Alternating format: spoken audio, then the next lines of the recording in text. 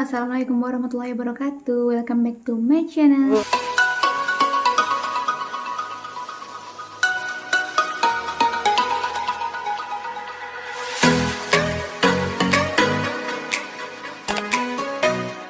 Hari ini aku mau jawab-jawab pertanyaan teman-teman semua yang ada di Instagram kemarin sama di komentar-komentar di channel YouTube aku. Jadi ada beberapa pertanyaan.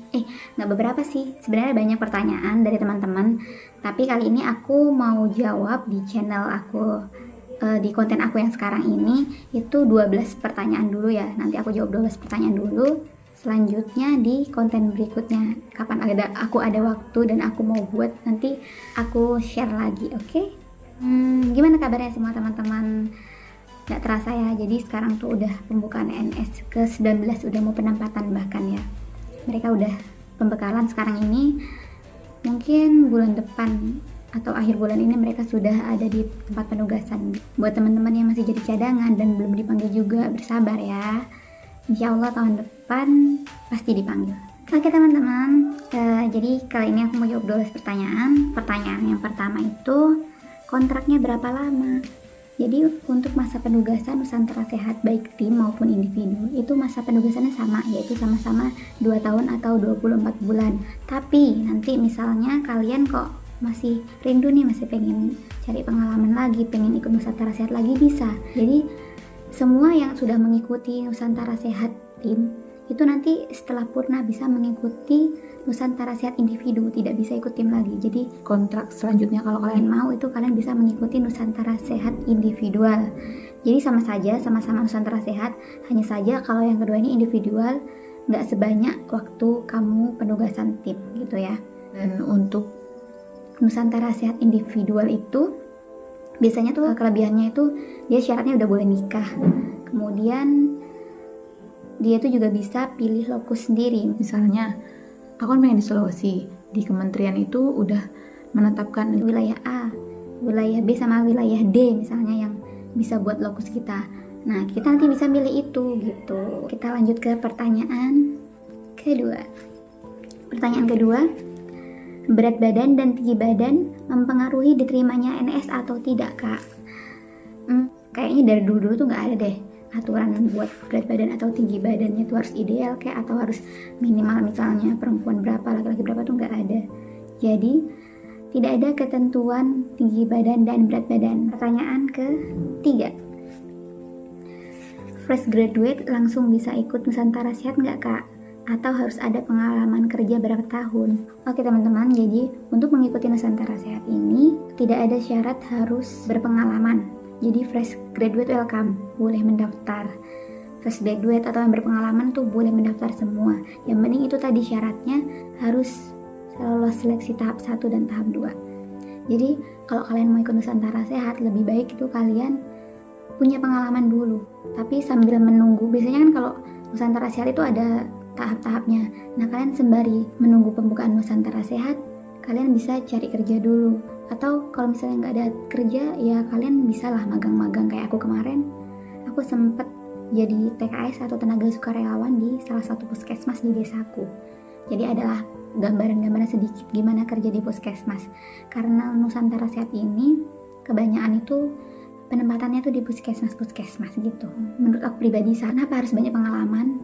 Waktu nanti kita lulus NS, kita udah ditempatin di tempat penugasan di pelosok, itu otomatis nanti banyak kasus, dan kasusnya itu bermacam-macam, berbeda-beda dan unik-unik karena di kota sama di pelosok itu beda. Jadi nanti suatu saat kalau misalnya ada kasus baru, kasus apa, kita nggak bingung. Jadi kita langsung, oh ini oke, kita tindakan ini, oh ini kita rujuk, oh ini apa. Nah kita udah tahu apa tindakannya harusnya kita lakukan karena kita dulu mungkin, oh aku dulu pernah dapat kasus ini nih, jadi aku tahu selanjutnya aku harus ngapain gitu. Itu sih. Tapi kalau kalian misalnya masih fresh graduate, ya udah nggak apa-apa gitu. Yang penting kalian di lahan berani aja dan yakin dengan ilmunya, punya ilmunya gitu. Oke, kita lanjut ke pertanyaan keempat. Syarat perlengkapan apa saja yang harus dibawa untuk ke daerah kepulauan dong kak? Oke, jadi kebetulan nih aku dapat tempat penugasan di Kepulauan Aru, Maluku. Perlengkapan yang diperlukan tuh aku juga bingung kalau ditanyain kayak gini. Cuman kalau misalnya untuk perlindungan diri, Itu ya perlu deh. Kayak dulu kalau nggak salah sebelum ke Ciloto kita tuh ada perlengkapan suruh bawa payung. Nah, payung. Ternyata payung itu penting teman-teman.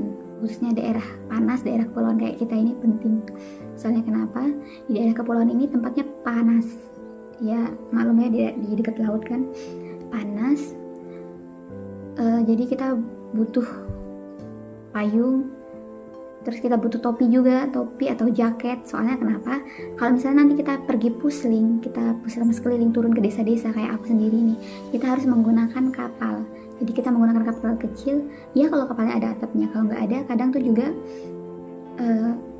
kadang kan nggak ada atapnya itu kayak kating-ting, kayak perahu sampan itu kalau nggak ada atapnya tuh panasnya bener-bener panas teman-teman.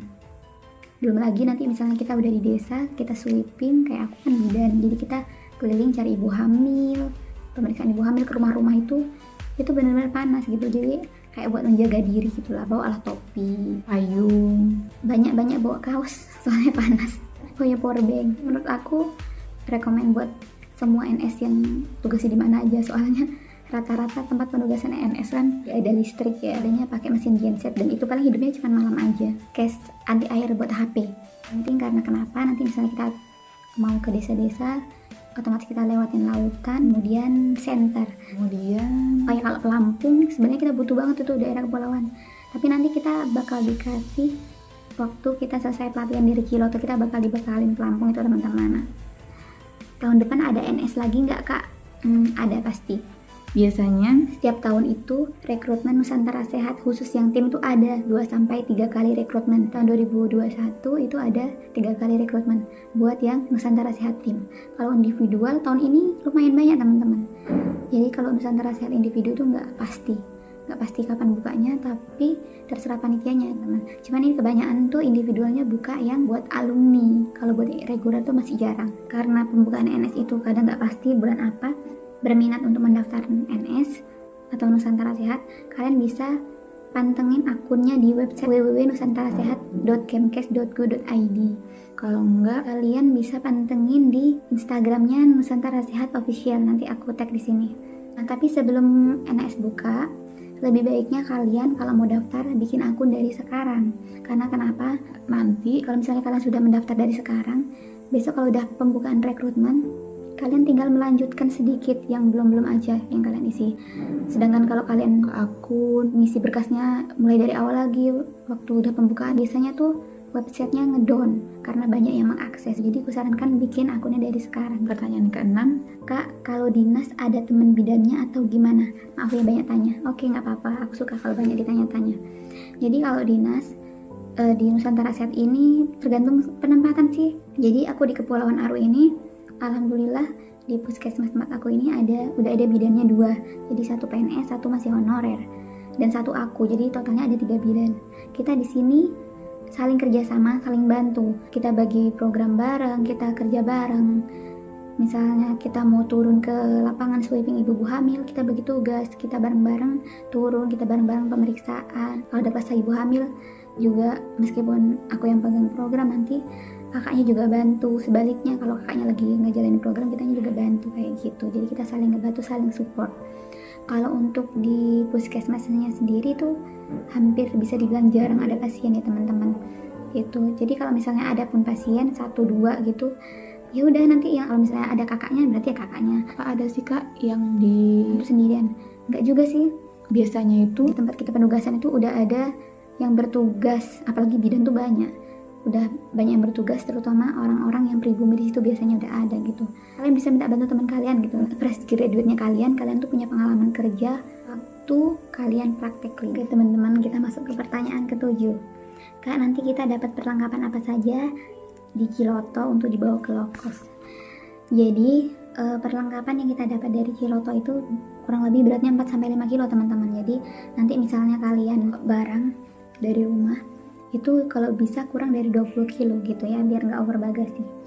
Perlengkapan yang kita dapat itu, yang pertama kita dapat ransel 2, kemudian ada sepatu 2, yang sepatu pertama itu sepatu PDL atau sepatu yang kayak tentara itu, dan sepatu satu lagi itu sepatu olahraga atau sepatu cats warna hitam. Kemudian kita dapat kaos NS. dapat baju lapangan, kemudian kita dapat juga baju olahraga 1 setel, dapat jaket NS, dapat topi, flash disk, pulpen, buku, kemudian kita juga dapat lampu dan juga dapat lampu lentera yang bahan bakarnya itu dari air garam gitu. Itu sih setahu aku perlengkapan yang didapat dari Ciloto kemarin, sepengalaman aku gitu. Tapi nggak tahu mungkin kalau ada yang baru-baru gitu, karena ini yang aku sebutin ini waktu batch 16 kemarin, mungkin nggak jauh beda dari itu ya. Sekarang ke pertanyaan ke-8, Kak, untuk biaya transportasi dari tempat satu ke tempat lainnya ada biaya khusus atau kita sendiri yang tanggung? Kak, terima kasih. Ya, sama-sama. Oke, untuk biayanya itu, ini maksudnya mungkin biaya selama kita mulai ini ya, ikut NS, mulai dari pembekalan sampai ke tempat penugasan. Jadi kemarin itu kan kita pembekalan dulu via Zoom nih 1 bulan, karena masa pandemi ini jadi 1 bulan online. Nah itu setelah 1 bulan kita ada pembekalan kurang lebih 5 hari atau sampai 1 minggu di Ciloto. Jadi untuk naik pesawat atau kendaraan dari rumah kita ke Jakarta, jadi nanti ini tujuannya semuanya biasanya di Bandara Jakarta teman-teman. Misalnya kayak aku dari Jambi ke Jakarta, itu biaya pesawatnya siapa yang nanggung? Yang nanggung itu kementerian, tapi sementara pakai uang kita dulu. Nanti kita disuruh mengumpulkan bukti kayak biaya kita naik pesawat itu. Nanti di Ciloto bakal diganti itu biayanya teman-teman. Kemudian nanti dari Bandara Jakarta ke Ciloto itu gimana? Kita dijemput pakai bus dari kementerian sampai ke Ciloto. Nah nanti saat dari Ciloto ke tempat penugasan, semua biayanya ditanggung bersih sampai ke lokasi penugasan teman-teman. Jadi kita benar-benar nggak ngeluarin uang sama sekali selama perjalanan. Kayak aku kemarin perjalanan 4 hari sampai ke lokasi penugasan, itu kita diberi uang saku gitu. Jadi jangan khawatir, kalau ikut NS ini nggak ada pemungutan biaya. Oke, pertanyaan ke-9. Assalamualaikum Kak, maaf mengganggu. Mau bertanya, saya buat akun Nusantara Sehat dari tahun 2019, tapi sekarang lupa password pas login. Dan klik lupa password, tidak ada email balasan dari NS. Saya cek di spam juga tidak ada. Itu gimana ya Kak solusinya? Semoga Kakak baca dan balas ya. Makasih sebelumnya Kak. Ya, sama. Ini kayak pengalaman aku dulu waktu udah ada rekrutmen, tapi pasportnya lupa. Jadi udah beberapa bulan aku bikin akun, passwordnya lupa. Jadi waktu itu aku juga udah coba klik lupa password berkali-kali karena saking emosinya mungkin kita klik banyak-banyak, nggak ada balasan satupun.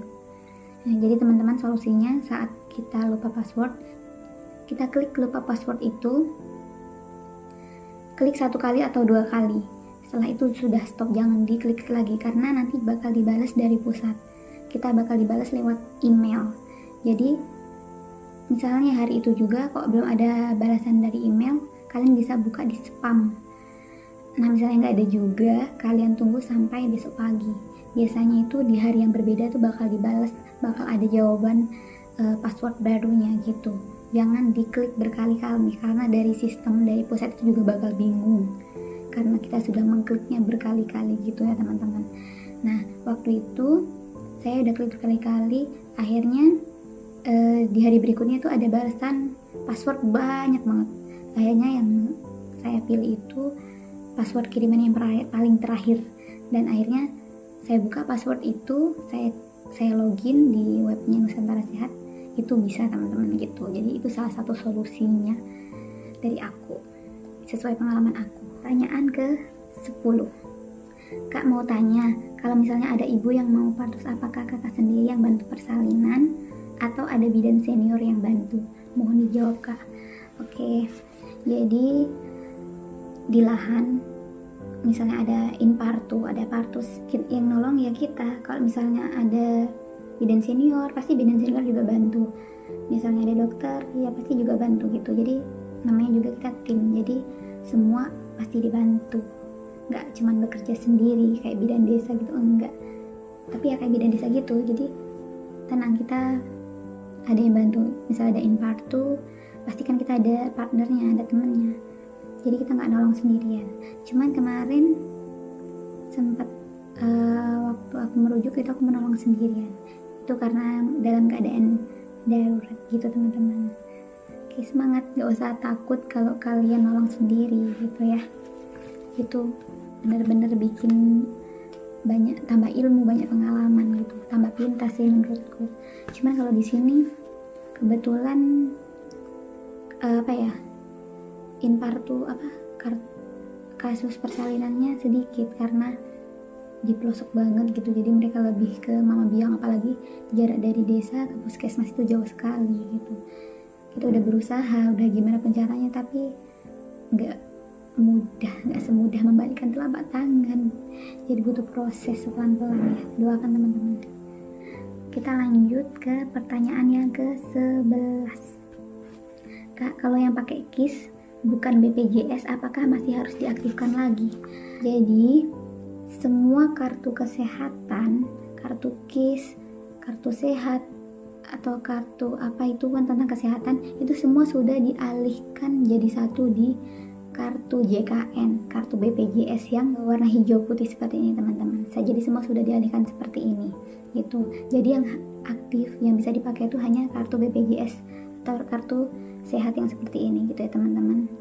Jadi kalau kartunya kalian masih KIS, kalian ubah langsung ke BPJS, kalian perbarui. Pertanyaan ke-12. Mbak mau tanya, kalau misal dulu saya daftar pakai BPJS yang lama, sewaktu saya kerja di perusahaan buat BPJS yang baru, bisa tidak ya saya pakai BPJS yang baru saja atau pakai yang lama?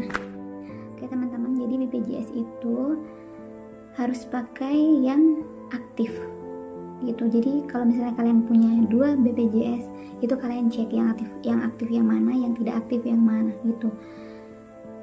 Soalnya satu orang atau satu jiwa itu hanya boleh memiliki satu kartu BPJS gitu. Jadi kalau untuk mendaftar, gunakan kartu BPJS yang aktif, bukan yang baru atau yang lama, tapi yang aktif. Jadi sebelum kalian mendaftar, kalian pastikan dulu kartu BPJS-nya sudah aktif, biar nanti tidak gagal di pemberkasan atau tahap seleksi berkas itu. Oke teman-teman, hari ini cukup 12 pertanyaan dulu.